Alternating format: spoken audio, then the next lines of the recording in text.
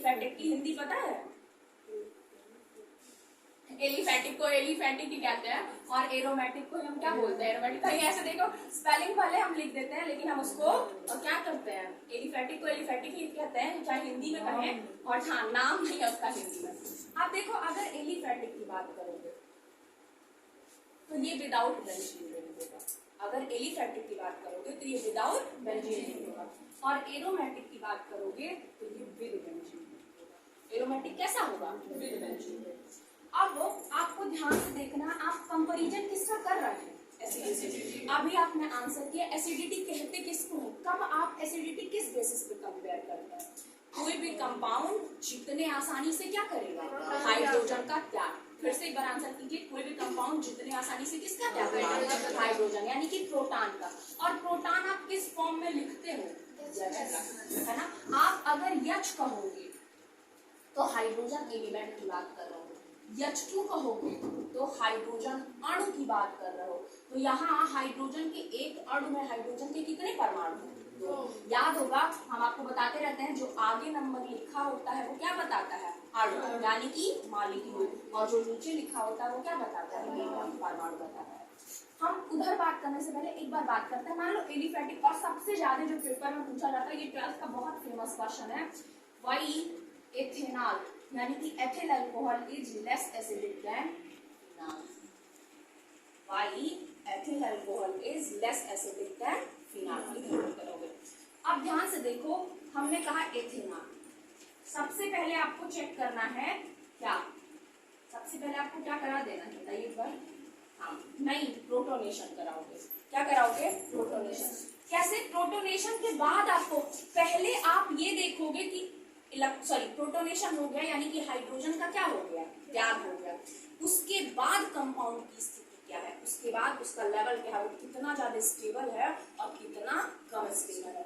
तो हम बात कर रहे हैं, हम एक पर्टिकुलर एग्जांपल ले लेते हैं। अगर हम इसमें बात कर लेते हैं एलिफेटिक एल्कोहल, और यहाँ हम बात कर लेते हैं किसकी? सबसे पहले आपको क्या कराना है? प्रोटोनेशन। क्योंकि हम जानते हैं कोई भी कंपाउंड चाहे वो इनऑर्गेनिक हो चाहे ऑर्गेनिक हो, जो जितने आसानी से प्रोटॉन का त्याग करेगा वो उतना ही ज्यादा क्या होगा? एसिडिक होगा। अब एलिफेटिक में हमने एक बड़ा फेमस एग्जांपल लिया C2H5OH। नाम बताओ इसका? IUPAC। नाम बताओ? एथेनॉल। और एरोमेटिक की बात करोगे तो एरोमेटिक में हमने एग्जांपल ले लिया क्या? अब आप प्रोटोनेशन कराइए। प्रोटोनेशन अगर देखोगे तो ये बॉन्ड क्या हो जाएगा? ब्रेक। आप जानते हैं oxygen is more electronegative than hydrogen. तो जब ये आपको पता होगा होमोलिसिस होगी या हेटेरोलिसिस होगी? हेटेरोलिसिस होगी, क्योंकि हम जानते हैं कि ऑक्सीजन जो है वो हाइड्रोजन से ज्यादा इलेक्ट्रोनेगेटिव है। और हेटेरोलिसिस की डेफिनेशन यही है कि जब कोई सहसंयोजी बंध, दोनों के बीच में कौन सा बॉन्ड बना है? Covalent bond. जब कोई सहसंयोजी बंध इस प्रकार टूटता है कि साझेदारी का बंध इलेक्ट्रॉन अधिक विद्युत ऋणात्मक परमाणु पर चला जाता है, तो इसे हम क्या कहते हैं? हेटेरोलिसिस। यहाँ भी वही घटना होगी, ये कहाँ चला जाएगा? ऑक्सीजन में। और हाइड्रोजन विद इलेक्ट्रॉन जा रहा है या विदाउट इलेक्ट्रॉन जा रहा है? विदाउट इलेक्ट्रॉन जा रहा है, यानी कि प्लस के फॉर्म में निकलेगा। अब बताओ प्रोटोनेशन हो गई कि नहीं हो गई? ये माइनस है या डैश है? माइनस है। करो बस, यही लेके आना एग्जाम में। एग्जाम में पूछेगा नहीं कि डैश है कि माइनस है। ये माइनस है, यानी कि हाइड्रोजन जो है वो अपना इलेक्ट्रॉन त्याग करके क्या हो जा रहा है? निकल जा रहा है, बाहर निकल जा रहा है। और यहाँ लिख दिया आपने -H। बोलो लिख दिए कि नहीं लिख दिए? अब ध्यान से देखो, ये जो बचा वो आप जान रहे हो कि ऑक्सीजन ने लिया तो ऑक्सीजन पे कौन सा चार्ज आ रहा है? -चार्ज। और अगर आप फिनाल पे बात करोगे तो फिनाल पे कौन सा चार्ज आ रहा है? अब हमने आपको बताया था, शिवांगी बता दो ये कौन सा आयन होगा? आयन एनायन है या कैटायन है? सबसे पहले ये बताओ। एनायन है। सिंपल सी बात है, चार्ज माइनस लगा हुआ तो क्या है? एनायन। लेकिन एनायन इसका नाम क्या है? आंसर दो।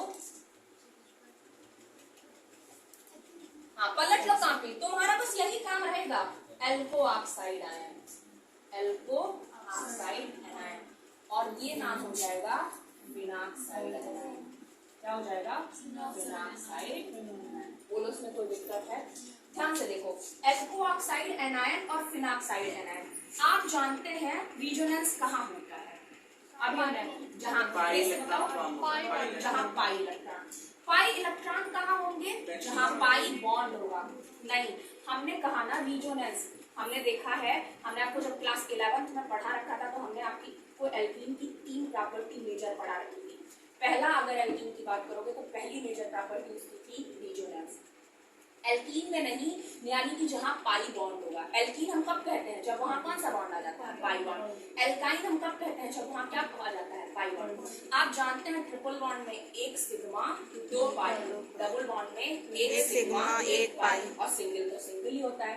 तो अब बताओ क्या एल्को और एल्कीन की 3 मेजर प्रॉपर्टी कौन कौन सी थी, आंसर करो। पहला रिजोनेंस, दूसरा हाइपर कॉन्जुगेशन, और तीसरा ओजोनेसिस। आंसर कीजिए। एल्कीन की पहली इंपॉर्टेंट प्रॉपर्टी रिजोनेंस, दूसरा हाइपर कॉन्जुगेशन, और तीसरा ओजोनेसिस। अब देखो क्या एल्को ऑक्साइड एनायन में कहीं भी पाई बॉन्ड अवेलेबल है, नहीं अवेलेबल है।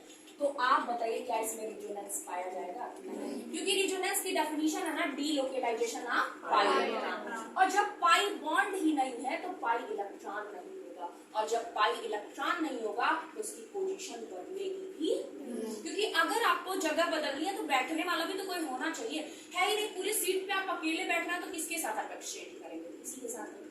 लेकिन अगर आप फिनाल को इस फॉर्म में लिखेंगे, ध्यान से देखो इसको, अगर फिनाल को आप लिख दो, अगर हम पाई बॉन्ड लगा के लिखें तो बताओ, तो हम लिख देते हैं, एक लाइन लिखते हैं, alkoxide anion is not stabilised by, बताओ